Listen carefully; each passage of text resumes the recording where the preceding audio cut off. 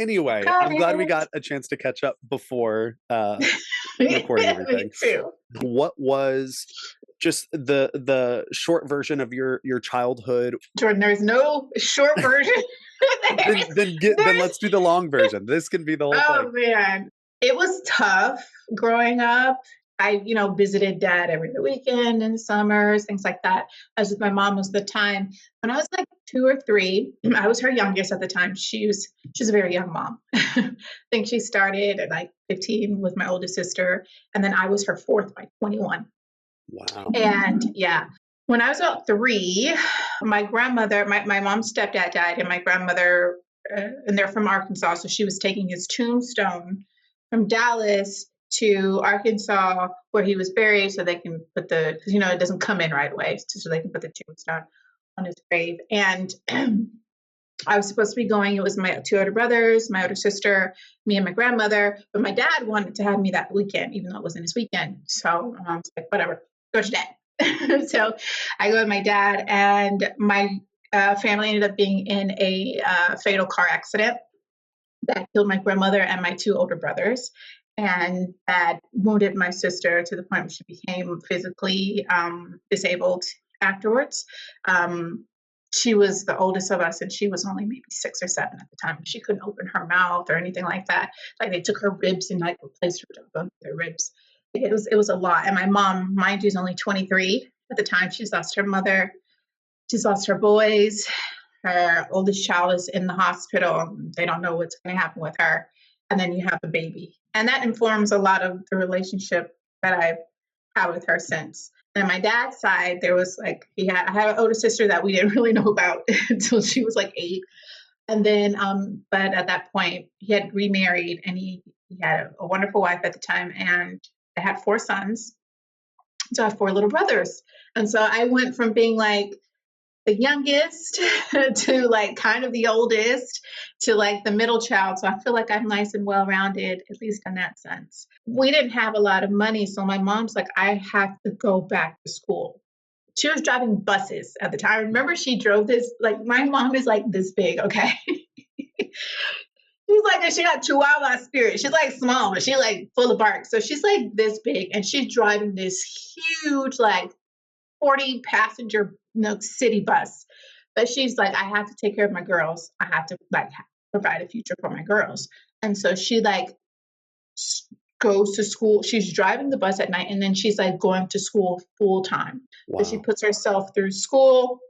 She puts herself through, so she started community college, and then she went to university, and then she put herself through nursing school, like just like this. She was doing some of it at the same time while working nights. So my mom was like gone, but like not because she didn't want to be there. It was because she was trying her best to like give us something.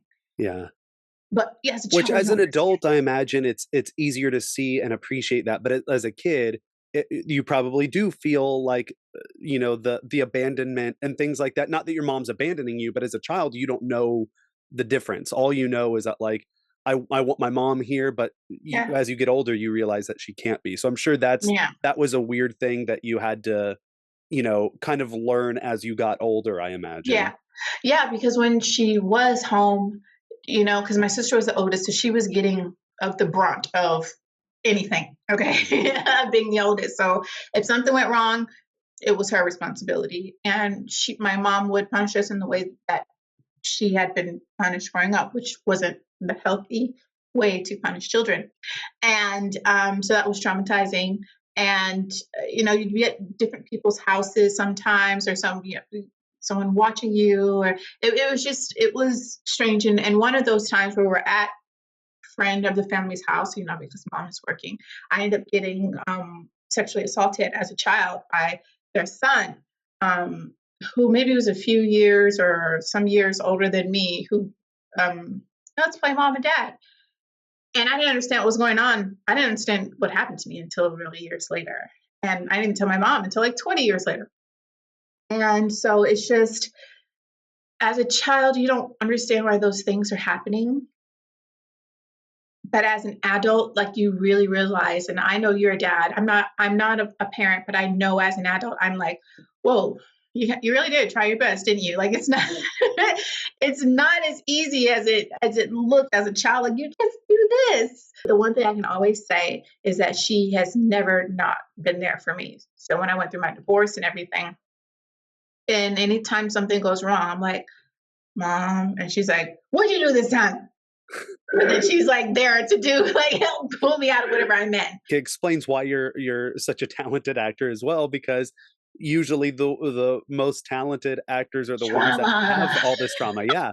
And I'm grateful, not that experienced all of this pain, but I'm grateful that you uh got through all of that and are now able to use it in a productive way, and share it with the world through your art. On The Chosen, you and our characters, um, have an opportunity, and the same way, like with little James and Matthew. One reason I think they should have more scenes together is because of the apostles. They're two that are they might be the most different out of all of the apostles, where Matthew's different mentally and little James is different physically, and it's Mhm. something I feel they could relate on and connect on. But then with Tamar as well, there's something where it's like all three of us, you're a very different character as well. You see I that mean, this she's the other. she's the other. She's the Yeah, other and you in see all that the ways. this season. Yeah, so it's like that would be, maybe we can have a little trio, Matthew and little James Let and us have Tamar. a conversation with Dallas about this. Yeah, You 'cause know, I feel like we all would connect as characters. But yeah. one thing that you and and Paris as well, but we have kind of become spokespeople for different groups of people. Like little James is now kind of like the ambassador for the disabled community on The Chosen, and now Tamar, like you're the first black woman that's a main character on the show, and that is, or really black person in general, like on the show, Yeah. that's in a high up position. More than a scene. Yeah, exactly. And you don't um, see that much in like biblical stories, even though it's no, more accurate. you don't. Yeah, so I'm so glad that you're here for the long haul. But how has that been, kind of being that that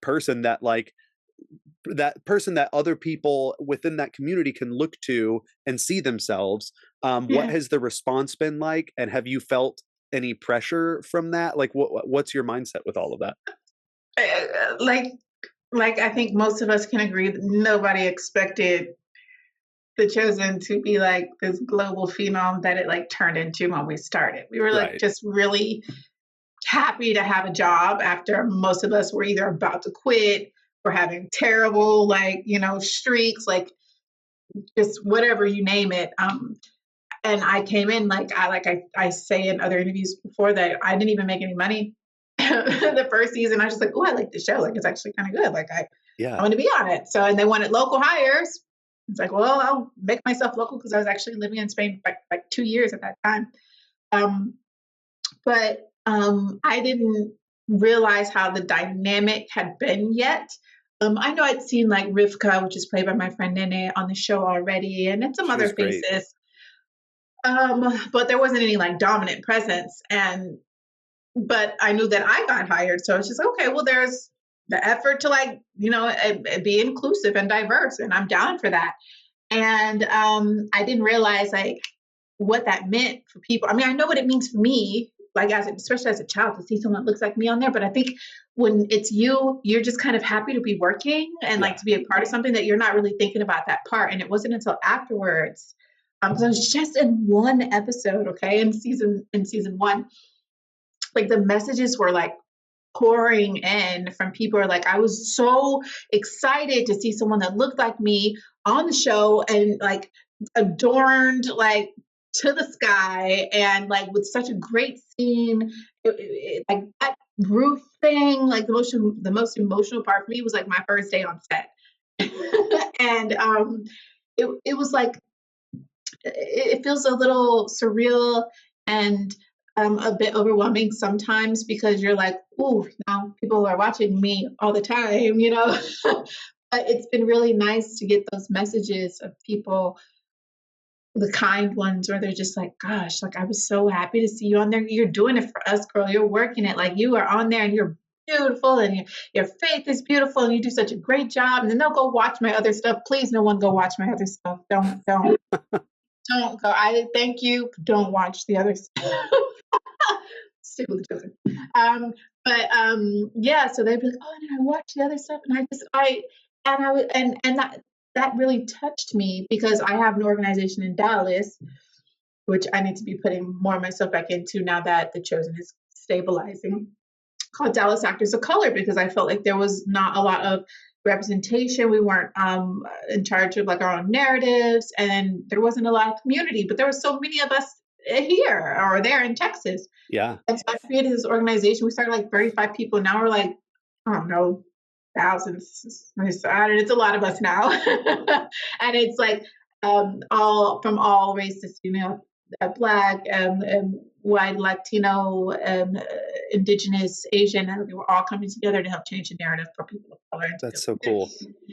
And so they were really happy to see me a part of that. And then just recently we had a premiere in Spain, because I've been here for like 5.5 years now.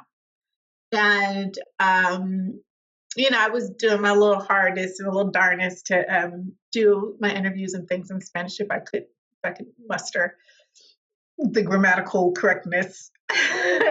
And like afterwards, I started getting messages from them too. So when you look at me like, oh, she's this Black woman, she's representing the Black community, but also like even when it like the country of Spain is now like, hey, you're representing us in this show. And I know that's how they feel about a lot of us on this show. Like with Paris, like the Indian community is like, oh, we're so happy to see you. With Lara, the Brazilian community is like, ah, yes, obrigada, you know, like, Yeah. like I think with Lebanese is it Armenian, Lebanese, everyone is like the Jewish community, everyone is just like, I feel represented watching The Chosen, and now I gotta represent Spain too. I told Catherine like I gotta get better at my Spanish if I gotta represent Spain Right. too. But it's so cool, like, and it's an honor because it's not something I ever anticipated. Like being someone with a disability, I never was like, oh, I want to be like a voice for that or a spokesperson for that. I was like, I just want to act. That's but it. then it's like, it's exciting once you kind of do discover that other purpose, that we're doing something that other people that are in our position, you know, that have been discriminated against or marginalized for whatever reason, and they want to be acting too. So it's like we're now in a position where we can kind of help give them a voice to, you know, hopefully, you know, just give them a hand up to that next rung on the ladder, and then eventually they can do the same for the next person, and it's like a chain reaction. But yeah, that's all we want. Like at the end of the day, and I say that like as actors, it's like we want a job, we want to work, we want to get paid, but at the end of the day, we want to do something meaningful that like affects people when they watch it, like that it's an experience that they leave after watching it feeling like better than when they came in. Like I want to impact people in a positive way with my work. And whether it's a drama, whether you're playing the villain, whether you're playing the great guy, it's just like I want to affect people in a good way, or that they're moved. Like, and it's just like that's what we want, but nobody's like ever really expecting it because they're like, you have your one line that you do 10 different ways. It works this way because 1 and 2, like we're there, we're present, we have some things to say, but like we get to kind of start to come into our own now, and we've had our own scenes. And I don't know if you've ever had that before, but I, in a smaller way, but like this, not on like this, scale that this is, to have our own scenes, like it's about us in those scenes. That's our coverage, that's our character, that's our opportunity to do what we have prayed about for so long. Like you're literally living prayers right now. I'm so proud of you because I know like the journey, like part of the journey that you had to go through to get here. I know my own journey, and I know that there's nights that we prayed like something like this would happen. And now here we are. Well, we're laughing through it. Well, and we have now, because like you said, you want to make art or do something that will last long after you're gone. And now, just even if we never make another season of The Chosen again, which for the people listening, we're going to, but even if we didn't, um, the scenes that we have in season 3 are going to last forever. Like we have scenes that are like we have a legacy now, which is kind of crazy to say. Like we have something that can affect generations of people within our own respective communities. And I think um that's I keep pinching myself over that. And Listen, all the time, every day, because it's still not real. Do you know? Like sometimes you're just like, is it? Is yeah, it? Am I? yeah, for every racial group, ethnic group, people with disabilities, there's all these stereotypes, and Yeah. within the casting and within the characters that they play. And I listened to a podcast or an interview with Tiffany Haddish, and she talked about how she would leave her phone. She'd put her phone on record, like a voice memo, put it In in her the purse, purse. and then Mm-hmm. leave in the casting room after her audition. She'd put it down like under the table when she walked in, and then she'd leave and then wait like 3 minutes before the next person went in as they were talking about her audition. And then she'd go back in and be like, "Oh, I'm so sorry. I just forgot my purse." And then she'd bring it out and listen to what they said about her. And she said that the first time she did it, they said that she was too black. That her performance was too black. Her aesthetic, whatever it is, she was just too black. So And you're she like, was, what even is what that? does that even mean? Yeah, I guess I got to work on my white voice. Like in, have you seen Sorry? What is it? Sorry to Oh bother yeah, you. yeah. No, Um, no. I've growing up, because I articulated, like my own community at times would ostracize me, like, you white girl, you sound like a white right? girl.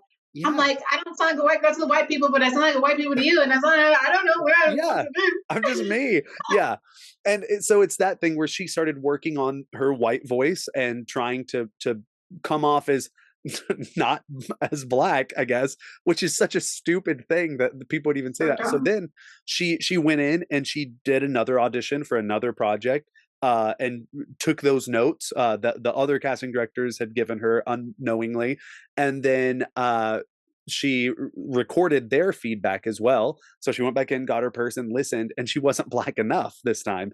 And it became this thing where she eventually was just like, screw it. Like, I'm just going to be me. Like, I'm not going to try to be blacker or less black or whatever. It's like, I'm just who I am. And I can, adjust certain things for certain characters, but it's like, I'm not going to worry about their perception or expectations of what a black woman should be or how they Exactly. should be. So for you, have you experienced certain things like that, like whether it's a comment from a casting director or doing a job and them wanting like what kind of things have you Yeah, experienced in the industry? absolutely. I've experienced so many different things in the industry, outside the industry.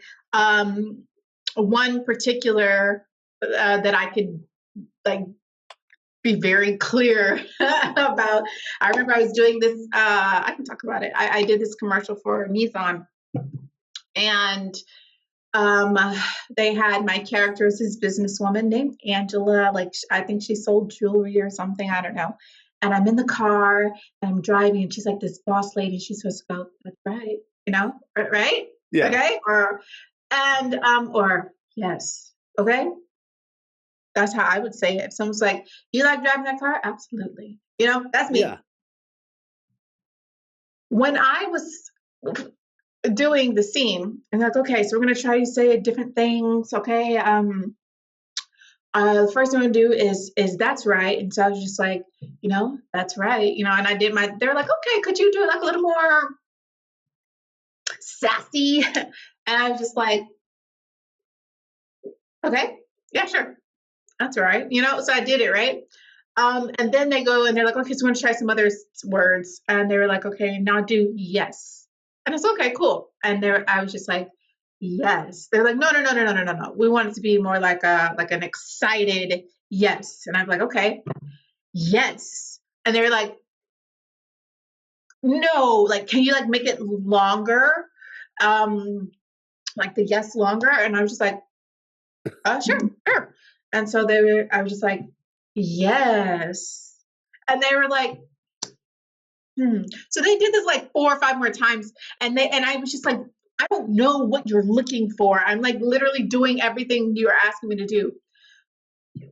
They bring out the one black lady in production that's there, with their headphones on. And she takes it off and she comes out of some room from somewhere. And she's like, okay, so hey girl, what it is that we're wanting you to do is to be like, you talk with your friends and it's like, yes, queen, got it. You were wanting, yes, that's what they were wanting. And they were there. Someone mentioned urban and sassy. These are all cold words for I someone was just about to say, yeah, like we're looking for a more urban read on this one. Yeah, yeah. That's like when they tell Latinas, spicy. Yeah. Because Latinas are like jalapenos. Yeah. So they were trying to code word me into sounding blacker. And eventually they had their black ambassador come out and be like, okay, girl, like she literally code switched on me. Yeah. If anyone knows what that is, like that's something that usually people of color do when we're around white people. Like which we're usually the only person of color in the room, we come in and we sound like this, like, a nice even tone. We're like this, but when our friends like, girl, I was like, listen, please. Yeah. So like the dialect changes a bit. So when she comes out, she immediately code switches and she's like, hey girl. And I was like, she wasn't talking like that to the white dudes in the other room. Absolutely. Yeah. She was not talking to the producers like that.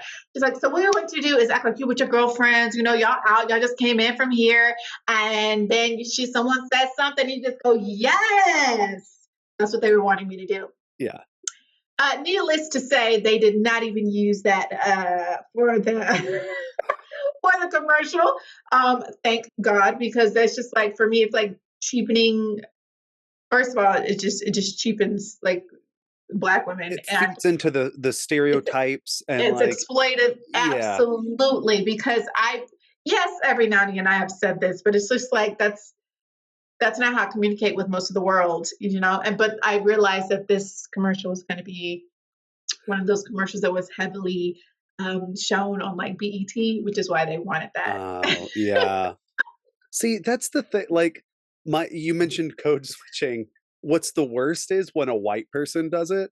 I just recently rewatched Get Out just a couple days ago, and I love how that perfectly shows like the code switching by white people, because the dad, when he meets him, he's like, how long has this thing been going on? And like, he, talking about how he'd vote for Obama and the one dude that's like, gosh. I met Tiger Woods, and he's like, cool, man.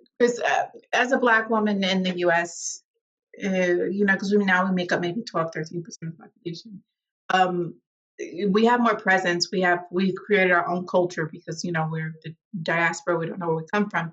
And so we've often felt like the other. Mm-hmm.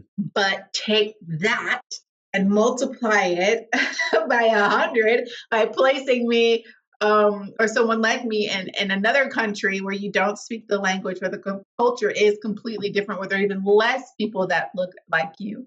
Mm-hmm. So now you have your culture as like a Black person, your culture as an American, your culture as a woman, American woman or Black woman, thrown into this place. You really get humbled really quickly. Because we also have some implicit biases and privileges and things like that, that we don't realize how it is to be other. Because as a Black woman in Texas, I don't experience what it's like to be an other as a Mexican person. Yeah. It's all different levels of privilege and of depending even from state to state, from like no one ever told me speak English, like, or right. Like why you talk like this or anything, from Texas, right? Yeah. I go to Spain, and my first audition in Spain, my agent knew I didn't speak Spanish. She sent me to my first audition. I'm assuming it's going to be in English because she sent me to it. It was not. Psychology tells you that if you're the first or the last of something, you'll be remembered versus the middle. So when it comes to auditions, I'm always trying to be first or last so that I can stick in the casting director's mind. Made the mistake being first. Maybe I was like second. And so she went on there and she's like, and I was just like crap. Yeah. Crap. So when it was my turn, she was like, okay, blah, blah, blah, blah, blah. In retrospect, I know she's like, say your name, your agency, show me your hand, spin around to a circle, blah, blah, blah. And I was just like, do you mind either saying that in English or like really slowly in Spanish, because I'm not fluent. And she goes, you're in Spain. Why exactly are you here in Spain and you don't speak Spanish? Jesus Christ. Is there anybody in here that speaks English that can speak with her and help her with her scene? Dude, the most humbling experiences that I have ever had. Definitely top 5. And I literally finished, like they found that one girl who could kind of speak a little English and who had to translate everything for me so I could do my scene. And as soon as I left, I started bawling. I bet. Because I never, first of all, it hurt my feelings how she was talking to me. I never saw this casting director again. But also, if I felt even more like an other than I ever had before. And I can imagine Tamar feels this way often. Like she's like this Gentile in a group of Jewish people. She's like Black and she's like out there and adorned and just loud, and here you this conservative group of people, and yeah, showing more skin, like even just her arms and shoulders is like a big difference. All the ankles, right? Like she is scandalous. Listen, I know because I saw your podcast with Lara when my kneecaps were out at high tea. Yeah, so inappropriate. Like I had to like take extra measures for the premiere to make sure that my kneecaps are only slightly showing. Yeah, they're still not show though. Yeah. But no, so like being the other here has humbled me so many ways. Like it forced me, like I'm going to be respectful to this place I'm in. I'm going to learn the language. I'm going to be more humble when I go home to people like who are here who can't speak English that well. Because I'm going to tell you something. I feel like I'm a relatively intelligent woman. I'm highly educated. I've traveled a lot of places, and I'm not tooting my own horn. I'm just saying I can barely communicate that in another language. Mm-hmm. I can communicate the best I can. In English, I can be funny, I can be witty, but it's really hard for that to translate in another language. So I imagine someone who comes first generation or they're an immigrant comes to the U.S., and they're trying to communicate what they want on a sandwich, for example. And it's just like, they're trying to remember the word for pickle. Do you know how hard it is to remember a random word in another language? Right.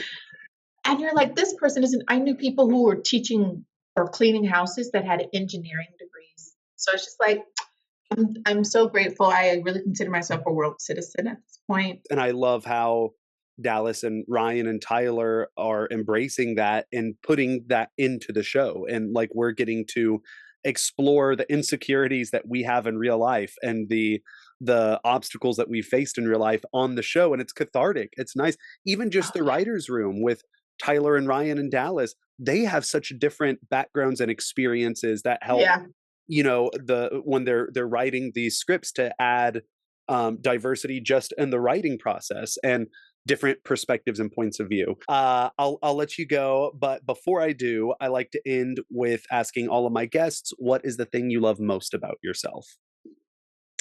That's a really great question, because I feel like that's something that's hard to answer at different parts of your life. Yeah. But I want to say that despite it all, there's a couple of things that I love about myself, and I think one of them is my resilience, and the other is my capacity to forgive. It's been incredibly healing for me, and I think an example for others who've gone through a lot of what I've gone through, to see that the healing isn't the forgiveness is not for the person you're forgiving. It's for you, because you're the one not sleeping at night over this. And it's been incredibly healing for me, learning how to forgive. And then the resilience for, if anyone, and I asked my husband, once I set my mind to something, it's going to be near impossible to change it. I'm gonna stick through it. I'm gonna tough it out. I get that from my mom. Um, and I think that's one of my best traits is that I'm one of those people that's gonna be literally your ride and die, and pushing through that with you. And yeah, and also forgiveness is something that's brought me a long way. Like you said, we've had a lot of things we've gone through growing up, that's made us into the adults we are now. And it took a lot of forgiveness from us to be able to understand that what we went through was honestly the best that they could do at the time. Like Yeah. that's what they knew and they did their best. And with forgiveness, I've been able to accept that and use that. And I know you do as a father to make yourself a better person so that your children can do better than what you've had and then do better than what you do like in the Yeah. future. Exactly. And I want to say that I'm so proud of you for like all that you have overcome. And your, like you said, like your resilience is apparent. And I knew that before. Like you, I learned more about you today in this conversation, but even from what I knew before, it was obvious that you were incredibly resilient. And I'm just so proud of the person that you are and the person that you've become, and using your trauma and your hardships to better yourself. And your toughness is very apparent. Like you're a very strong person, but you're also incredibly gentle and kind. And I feel a sense of safety with you, like in terms of if anyone, if I ever needed someone to like have my back or stand up for me, like I know that you would. And I know you're a dependable, reliable person. And I'm sure a lot of that comes from not always having the most dependable environment, or childhood, or just upbringing. And you've definitely provided that for the people in your life, though, and I'm grateful for that, and I love you. Thank you. I love you too. Yeah, yeah. The boys know that like I'm the first one to send out a group text like everybody eats after set. Yeah, There's right. food. I have food here if you need to take a plate home. Exactly. Yeah. I get that from my grandma. You're the mom of the cast. Well, thank you for I doing love you. this. Thank you for having me here. Of course. Love you too. I'll talk to you soon. Bye. Bye.